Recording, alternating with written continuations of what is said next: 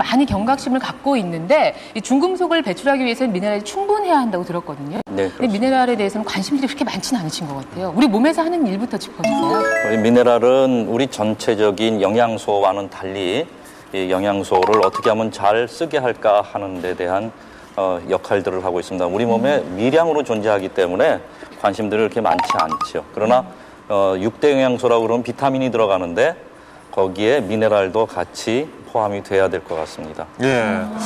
자, 그 미네랄 중에서도 가장 부족한 편이라는 마그네슘. 네. 아, 끝말 잇게 공포의 단어죠, 마그네슘. 예, 그 단어만큼이나 그 친구를 완벽하게 확인해보는 자기소개서를 준비했거든요. 지금부터 확인하시겠습니다. 자, 이름, 성, 마그네슘. 주로 존재하는 곳이 녹황색 채소, 콩, 해조류. 그리고 별명은 천연 안정제라고 하는데요. 천연 안정제요? 예. 설명 좀. 네, 천연 안정제인 것은 우리 몸이 스트레스를 받는다든지 이런 것에 대해서 몸을 방어할 수 있게끔 해주는 것입니다. 그래서 마그네슘은 세포막에 이 전이차를 잘 유지시켜주기 때문에 이런 것들로 세포를 안정시켜주는 것이죠. 그래서 이런 것이 스트레스를 방어해 줄 수 있는 훌륭한 방어 인자로서의 중요한 역할을 하는 것입니다. 네. 그래서 마그네슘이 몸속에서 하는 일을 보니까 1번 300가지 효소 반응 이렇게 써 있습니다. 우리가 세포가 살아가려면 그런 것도 여러 가지 대사 활동을 해야 되는데 그것의 원인은 무엇이냐면 DNA가 이런 것들을 담당하고 있습니다. 이 DNA는 세포 복제가 일어나면서 DNA도 복제가 일어나는데 DNA 중합 효소라는 중요한 효소가 이 DNA를 합성하게 되겠죠. 근데 이 중합 효소는 마그네슘이 없으면 전혀 일을 하지 않습니다. 또 한 가지는 이제 자외선 같은 거에서 DNA 손상을 받게 됩니다. 그럼 이 DNA 손상받게 된 것을 복구해야 되는 효소들이 또 있는데 이 효소도 역시 마그네슘이 없으면 일을 못 하고요. 이렇게 결핍이 일어나게 되면 갑자기 노화가 일어나는 전 세계적으로 한 30명밖에 없는 희귀 질환인 조로증이 생기게 되겠습니다. 자, 그리고 힘은 업, 피로는 다운. 이 마그네슘은 또한 우리 몸에 영양소로 들어오는 것 중에서 모든 것이 에너지의 그 원천이 되는 것입니다. 여러분들 드시는 밥 중에 있는 포도당은 한 분자가 들어와서 38개의 ATP를 만듭니다. ATP는 에너지를 내는 것이죠. ATP가 분해되면서 막대한 양의 에너지가 나와서 우리 몸을 유지하고 있는 것입니다.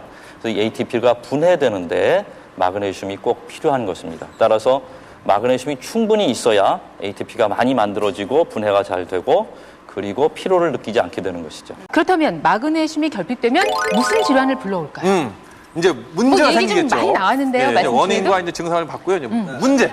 마그네슘 결핍 때문에 심장 계통의 순환이 좀 안 좋을 것 같아요. 아, 심장 쪽, 네. 심장 질환. 저 같은 경우에도 기력이 빠질 거예요. 그러니까 무기력 증세가 오고 만성 피로가 자꾸 그러니까 피로가 아침에 일어나도 좀 개운치 않고 이런 느낌이 많이 나요. 마그네슘 결핍은 피로를 느끼게 하고 맞아요. 몸에 피로를 느끼게 한다. 그리고 운동을 갖다 좀 과도하게 해도 이렇게 그 마비 증세가 오지 않을까요? 부족한 사람은 예, 더 예, 심하게 더 심하게.